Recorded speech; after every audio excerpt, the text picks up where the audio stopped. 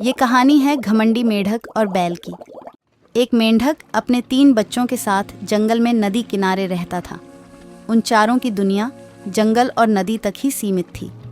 बाहरी दुनिया से उनका कोई वास्ता नहीं था। खाते पीते बड़े आराम और मज़े से उनका जीवन कट रहा था। मेंढक हृष्टपुष्ट था। उसके बच्चों के लिए वह दुनिया का सबसे विशालकाय जीव था। वह रोज़ उन्हें अपनी बहादुरी के किस्से सुनाता और उनकी प्रशंसा पाकर फूला नहीं समाता था। एक दिन मेंढक के तीनों बच्चे घूमते घूमते जंगल के पास स्थित एक गांव में पहुंच गए। वहां उनकी दृष्टि एक खेत में चरते हुए बैल पर पड़ी।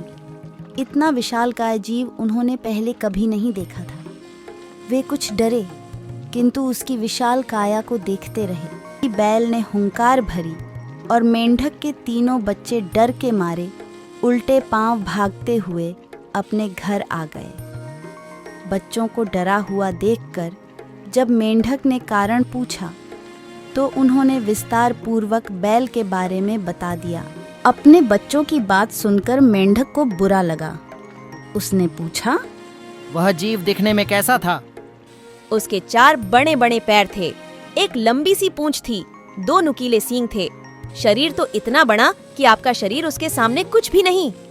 सुनकर मेंढक के अहंकार को जबरदस्त ठेस पहुंची। उसने जोर के सांस खींची और हवा भरकर अपना शरीर फुला लिया।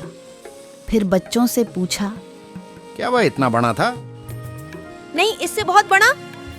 मेंढक ने थोड़ी और हवा भरकर अपना शरीर और फुलाया। क्या वह इतना बड़ा था?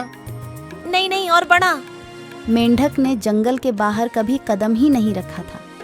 उसे बैल के आकार का अनुमान ही नहीं था, किंतु उसने मानो जिद पकड़ ली थी कि अपने बच्चों के सामने स्वयं को नीचा नहीं दिखाना है। वह जोर से सांस खींचकर ढेर सारी हवा अपने शरीर में भरने लगा। उसका छोटा सा शरीर गेंद के समान गोल हो गया, किंतु इतने पर भी वह नहीं रुका। उसका शरीर में हवा भरना जारी रहा। उसने इतनी सारी हवा अपने शरीर में भर ली कि उसका शरीर वह संभाल नहीं पाया और फट गया। अपने अहंकार में मेंढक के प्राण पखेरु उड़ गए। इस कहानी से ये सीख मिलती है कि अहंकार पतन का कारण है। फ्रेंड्स, अगर मेरी ये कहानी आपको पसंद आई हो तो प्लीज़ मेरे चैनल को सब्सक्राइब करो, वीडियो को लाइक करो एंड इस वीडियो को शेयर करो। Thanks for watching my videos.